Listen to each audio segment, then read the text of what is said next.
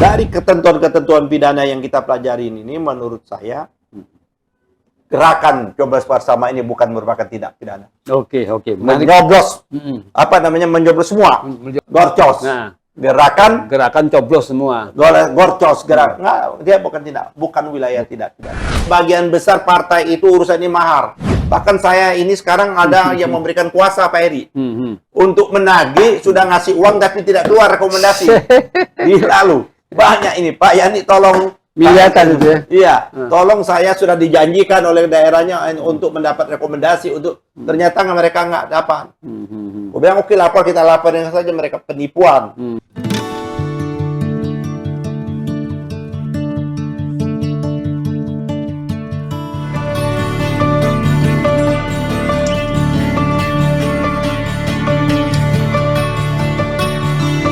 Bismillahirrahmanirrahim. Assalamualaikum warahmatullahi wabarakatuh. Pemirsa Ahmad Yani Channel dimanapun berada, dari Sabang sampai Merauke, juga para saudara kita, sahabat kita, teman-teman kita diaspora di seluruh dunia. Kita jumpa lagi sore hari ini. Kita akan membincangkan soal yang sekarang sedang ramai dibicarakan orang, tentang gerakan coblos semua.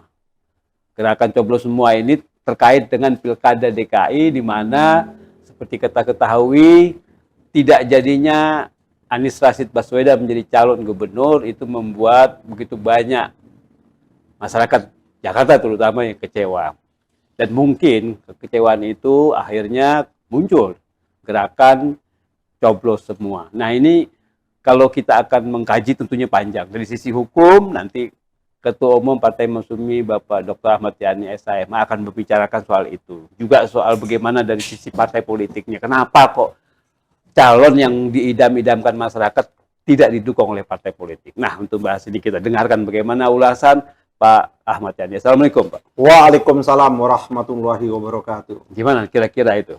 Ya, ini semua memang menjadi marak ya Pak Heri ya, Kang Heri. Tidak hanya di Jakarta, saya dengar ada di beberapa lain.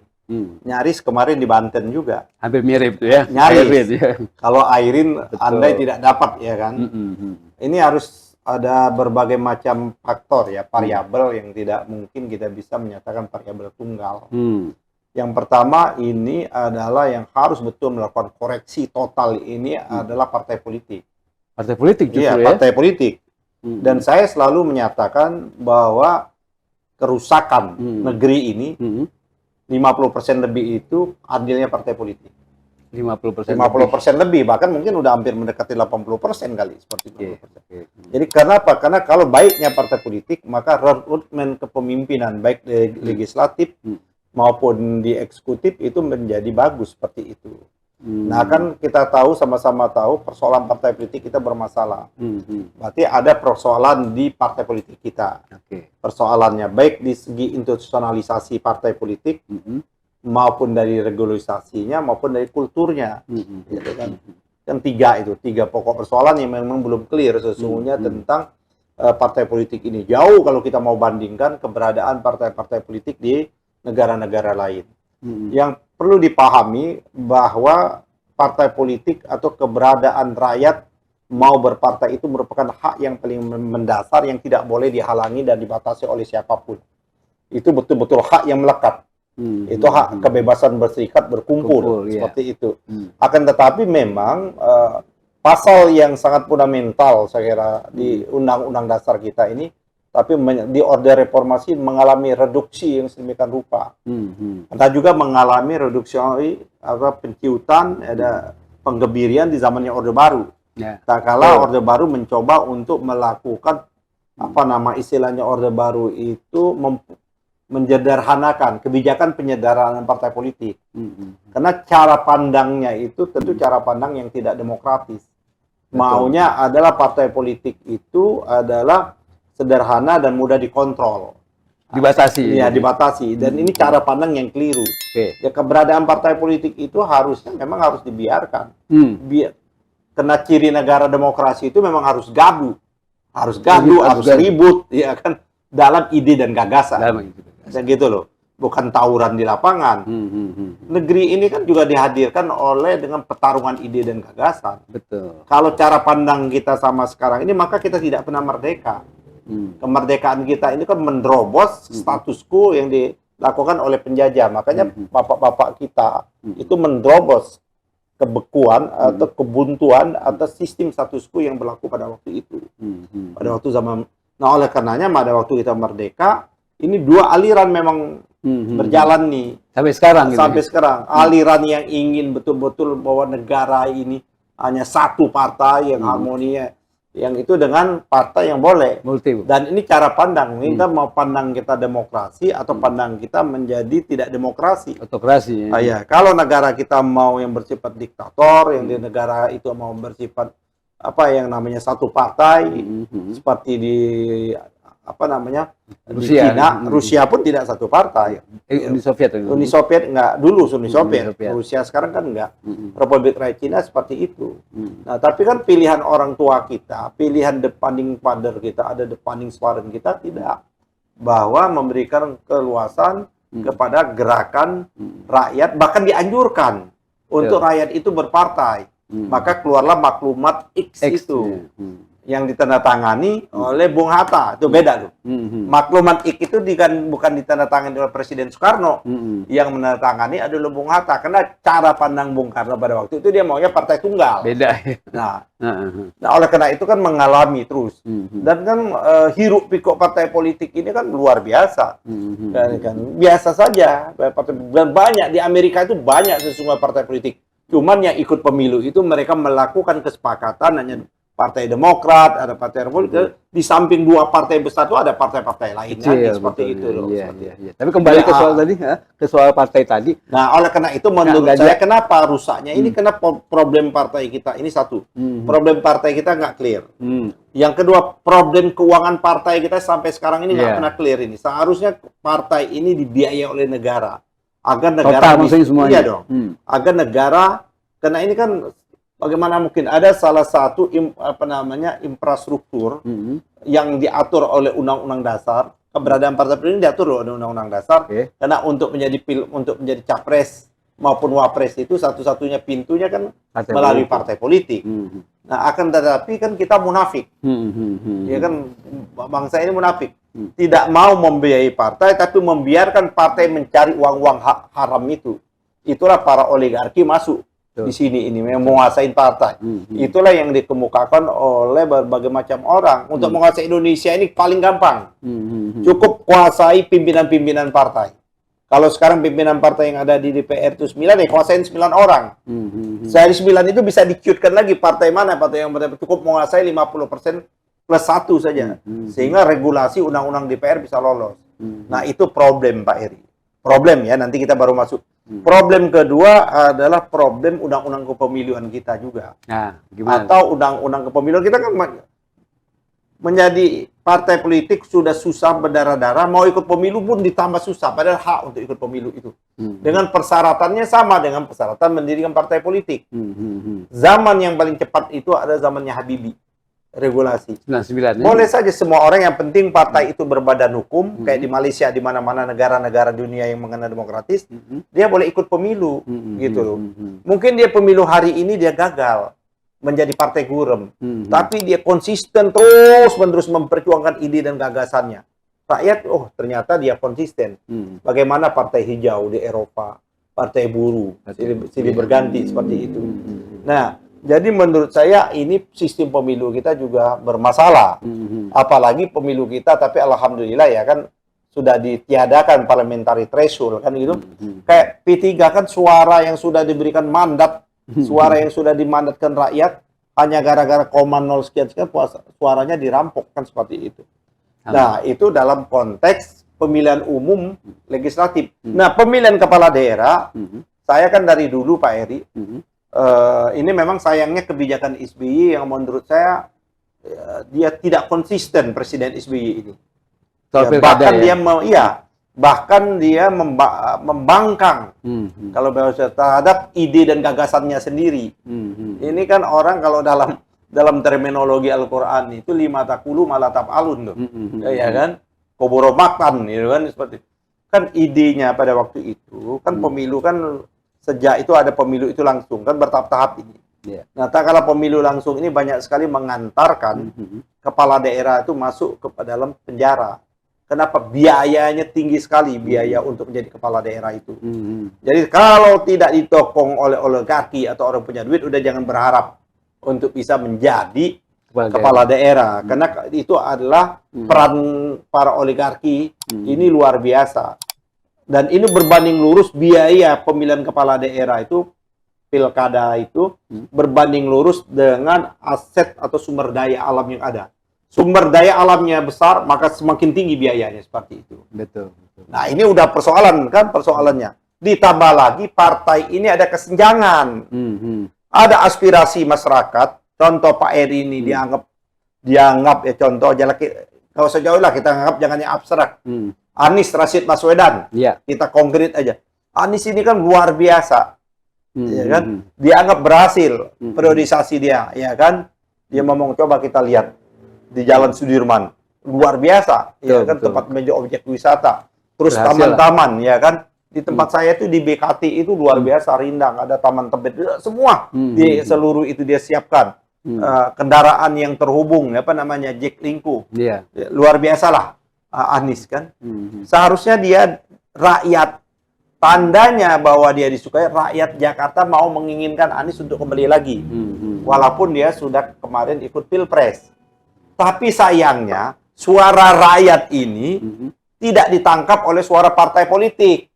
Aspirasi rakyat ini tidak ditangkap oleh partai-partai politik. Artinya partai politik tidak menyerap aspirasi yang ada. Padahal tugas partai politik itu adalah menyerap aspirasi yang ada. Betul. Nah, ini kan berarti ada kesenjangan, ada sesuatu yang tidak nyambung. Satu sisi rakyat DKI sebagian besar ya, kita inginkan sebagian besar itu pendukungnya Anies itu ingin tetap mendukung Anies, ya kan, melalui partai. Nah, awalnya kan Anies mendapatlah, ya kan, dapat dukungan. Tapi kan di akhir sampai last minute, sampai penutupan, Anies tidak dapat.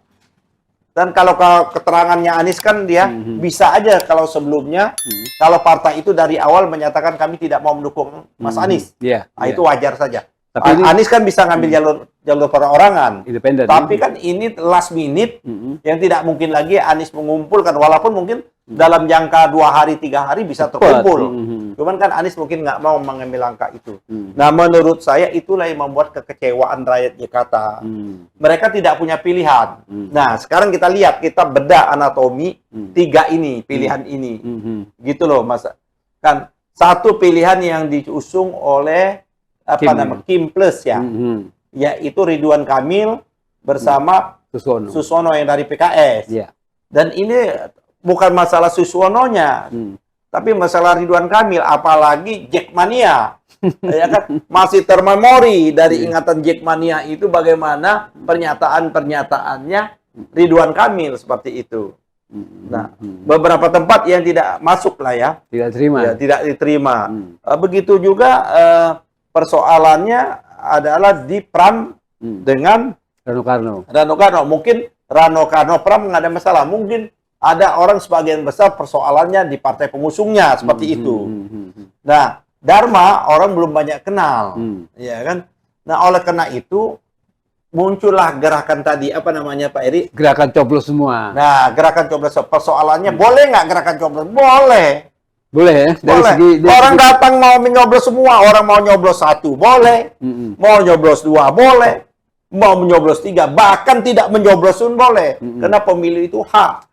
Jadi nggak ada larangannya. Jadi kalau ada orang ingin rakyat merasa kecewa, rakyat DKI ini kecewa, ya kan, karena kandidatnya, karena calonnya Anies yang dianggap mereka bisa menitipkan harapannya, terus kena Anies tidak masuk, mereka tidak punya pilihan lain, masa dipaksa harus memilih yang ada?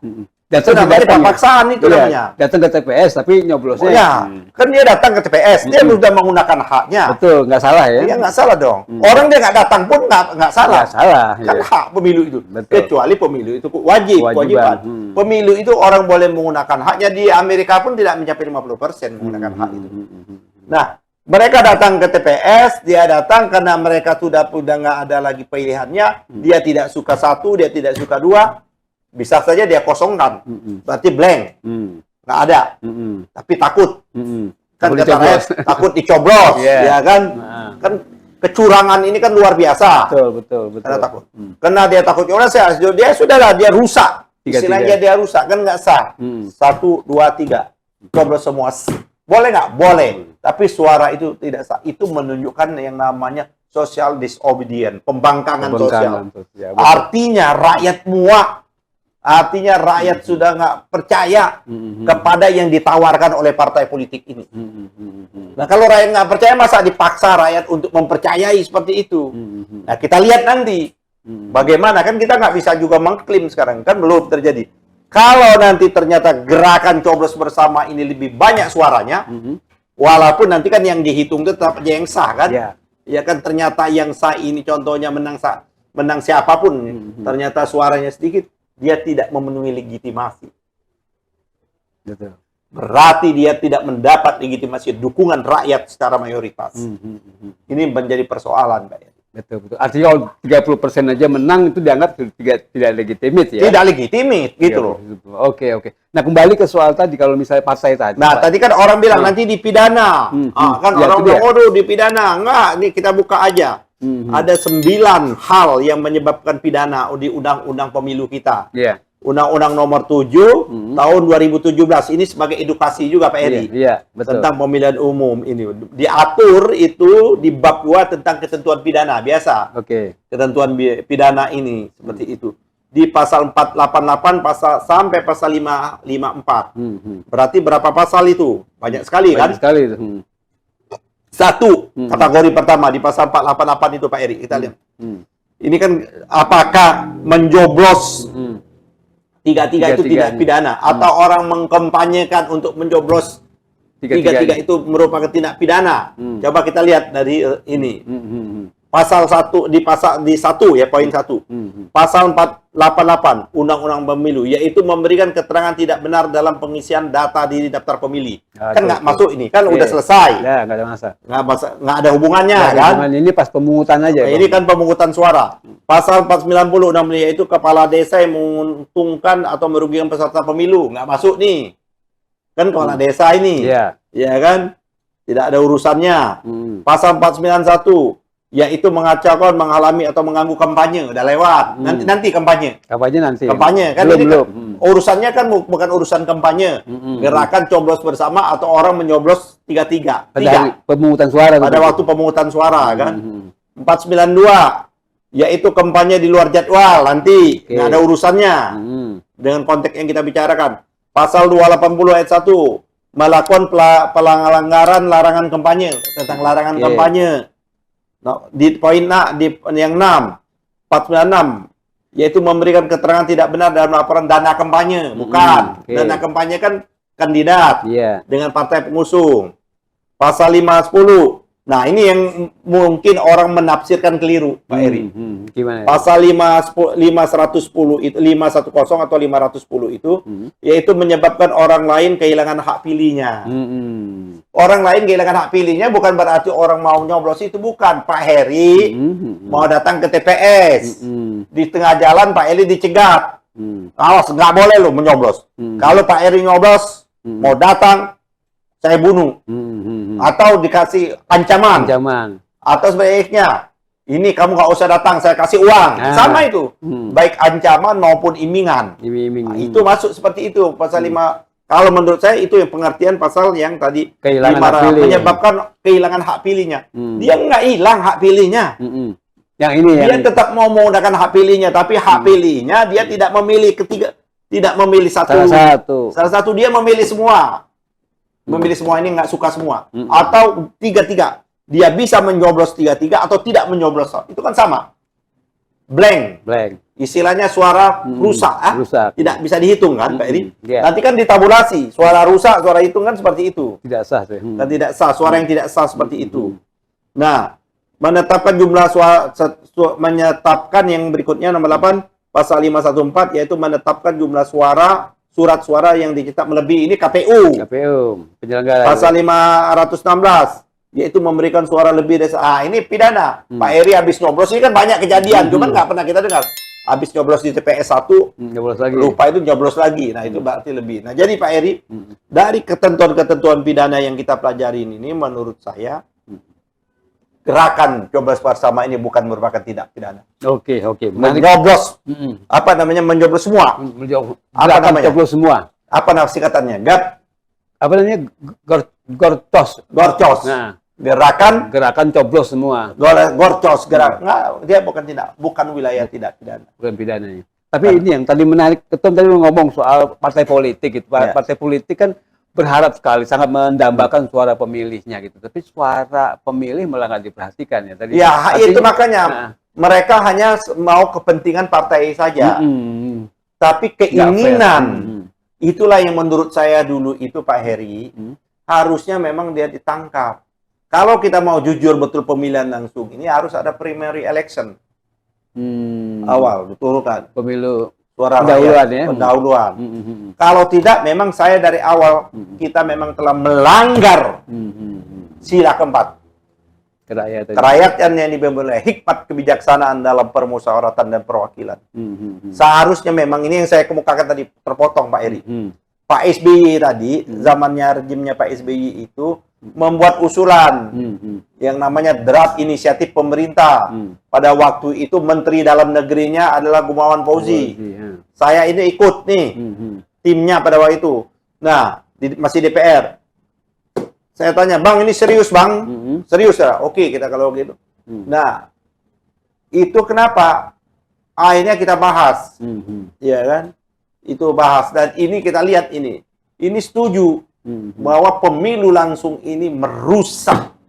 Masyarakat kita rusak. Sampai sekarang terkenal. Wongnya nomor pira, wongnya piro. Money politik merajalela. NPWP. Dan orang menggunakan uang yang luar biasa. Makanya para cukong, para oligarki itu membiayai orang-orang untuk jadi kepala daerah, terutama daerah-daerah tambang seperti itu. Nah, kesadaran ormas terbesarnya apa sih, Bu? Ormas terbesar di Indonesia ini kan NU dan Muhammadiyah. NU melalui keputusannya, melalui musyawarahnya atau apa, saya lupa namanya, Baitul Masail atau seperti itu. Muhammadiyah melalui majelis tarjinya dan macam-macam memutuskan memang lebih banyak benar. Oleh karena itu meminta pada waktu itu kita kembali kepada pemilihan berjenjang melalui pemilihan DPRD saja. Saya pada waktu menjadi anggota DPR, saya disosialisasi ke beberapa kampus. Saya ingat betul itu. Ada ke Palembang, ada ke Medan, saya lupa itu beberapa. Kampus, suara kampus pun sama. Kembali ke DPR. Kembali kepada DPR. Akhirnya disepakatilah seperti itu. Memang persoalannya, ini persoalannya ini. Undang-undang ini belum selesai. Pemilu presiden udah selesai. Nah, ini menjadi persoalan kayak sekarang pemilu kan. Pemilu kita bulan apa? Berakhir kan Oktober. Nah, ini konfigurasi politik yang akan datang mengalami perubahan. Yaitu DPRD dikuasai oleh KMP. Koalisi Merah Putih. Karena saya ingat betul itu 2014 itu saya kan pendukung Pak Prabowo, 2019 pendukung Pak Prabowo gitu loh. Nah, oleh karena itu kawan-kawan PDIP menolak ini. Tapi kan mekanismenya karena kawan-kawan PDIP pada waktu itu menolak, mekanismenya pada waktu itu menolak mulai dari Panja, di rapat di Panja sampai dibawa ke paripurna. Karena nggak mungkin ada pilihan lain. Kita waktu di paripurna aja kita skor berkali-kali untuk lobby terus-menerus. Tapi tetap mentok. Kita hargai pandangan kawan-kawan memang tidak mau, tetap mau pemilihan langsung. Kita hargai, tapi tidak mungkin tidak mengambil keputusan. Harus. Itulah mengambil keputusan melalui PUT itu. Dimenangkan itu adalah pemilihan kepala daerah tidak lagi langsung, tapi melalui yang namanya DPRD. Setelah itu diketok, saya itu bicara di Mata Najwa. Mata Najwa itu langsung buka siaran langsung di DPR. Saya ingat itu, saya bicara, ya kan, dari P3, Pak Martin Utabarat dari Demokrat, bukan dari Gerindra. Oh, Gerindra. Terus lupa saya dari PDIP itu siapa ya? Arya Bima kalau salah. Terus ada salah satu wali kota Sulu, wali kota di Sumatera Barat. Salok. Jangan lupa saya. Saya menyatakan pemilihan demokrasi itu tidak, pengertian demokrasi menurut Undang-Undang Dasar itu tidak otomatis pemilihan langsung. Saya memberikan contoh, Sultan itu kan tidak pernah dipilih. Sultan Hamengkubuwono kan berdasarkan kearifan kita, berdasarkan kesepakatan bernegara. Pada itu ada sejarah panjang. Karena ini jangan lupa nih, Sultan ini Kesultanan Jogja ini bergabung itu, maka dia diberikan privilege kan, hak-hak keistimewaan daerah Jogja. Maka dia tidak dipilih, langsung saja seperti itu. Ya, saya memberikan contoh juga, ada juga di daerah yang namanya Jakarta, wali kotanya. Jakarta Utara, Jakarta Selatan, wali kota nggak dipilih, kan diangkat langsung. Ditunjuk administratif. Ada beberapa daerah. Jadi itulah pemilihan secara asimetris tadi, Pak Eri. Nah, cuman sayangnya memang Pak SBY waktu itu di luar negeri, pulang Pak SBY, berapa masukan dari lembaga survei ini, karena mereka kehilangan mata pencarian nih. Itu. Ya Pak SBY mengeluarkan Perpu. Saya ingat betul profesor saya Pak Bagirmanan pada waktu itu saya lagi persiapan ujian S3. Itu harusnya di-impeach katanya. Ya Pak SBY itu. Cuman kan udah mau habis. Oh, orang dia kok usul dari pemerintah kok dia rubah karena kupingnya tipis pada waktu itu gitu loh. Akhirnya dirubahlah, diperpukanlah oleh SBY undang-undang itu loh. Nah, setelah diperpukan, anggota DPR-nya masuk anggota DPR yang baru, yang mereka nggak mengetahui anggota DPR yang baru menyetujui Perpu. Ini problem menurut saya kerusakan kita berbangsa bernegara dalam konteks peraturan perundangan-undangan itu, Pak Eri. Jadi kalau kita mau kembali lagi kepada konteksnya ini, kenapa banyak muncul, karena partai politik tidak menyerap atau partai politik tidak memperhatikan suara-suara rakyat. Jadi suara rakyat saja mau dimanfaatkan. Maka jangan salahkan kalau rakyat semakin benci, semakin muak dengan partai politik yang ada itu. Kecuali Partai Masyumi ya. Kalau kita kan dari sejak awal, partai kita adalah partai sebagaimana didirikan oleh orang-orang tua kita. Dan saya menyatakan Partai Masyumi itu bukan orang mendaftar, bukan rakyat mendaftar. Kalau kita diberikan amanah kekuasaan, kita menyaring, kita mencari. Yang kita memang Masyumi belum ikut serta ini. Kalau ikut serta pasti Anies sudah kita dukung. Ya kan seperti itu. Dan yang pasti kita betul-betul menyerap aspirasi. Ya, pasti, betul. Dan jujur saja, jujurlah. Kita akan tahulah. Hanya beberapa, saya tahu beberapa partai memang dia tidak minta mahar. Saya tahu. Tapi sebagian besar partai itu urusannya mahar. Bahkan saya ini sekarang ada yang memberikan kuasa, Pak Eri. Untuk menagih, sudah ngasih uang tapi tidak keluar rekomendasi.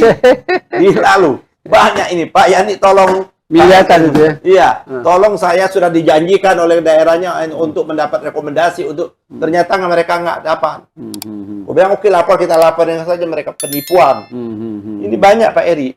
Dan silakan melalui siaran, melalui Masyumi TV ini, kalau ada kandidat yang selama ini sudah keluar uang banyak, ternyata ditipu oleh oknum-oknum partai atau partai yang bersangkutan yang rencana yang mengasih rekomendasi, tidak, kita membuka untuk memberikan advokasi, untuk paling tidak mau mengembalikan lagi uang mereka. Mereka harus bertanggung jawab atau kita laporkan.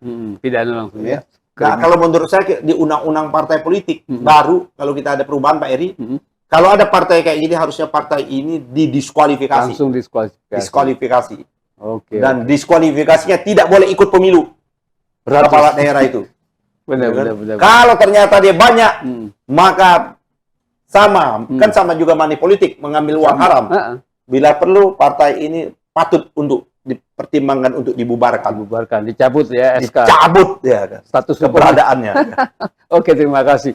Menarik sekali, ini nggak habis-habis waktunya. Nih pemirsa Masyumi TV, kita berharap terus menyaksikan diskusi kita ini, uraian tadi dari Pak Ketua Umum tentang gerakan coblos semua ini yang lagi ramai dan langsung dikaitkan dengan partai politik yang peranannya memang seperti munafik begitu ya, hanya berharap suara rakyat, berharap sekali didukung oleh rakyat, tapi aspirasi rakyat tidak diserap, apalagi diperjuangkan.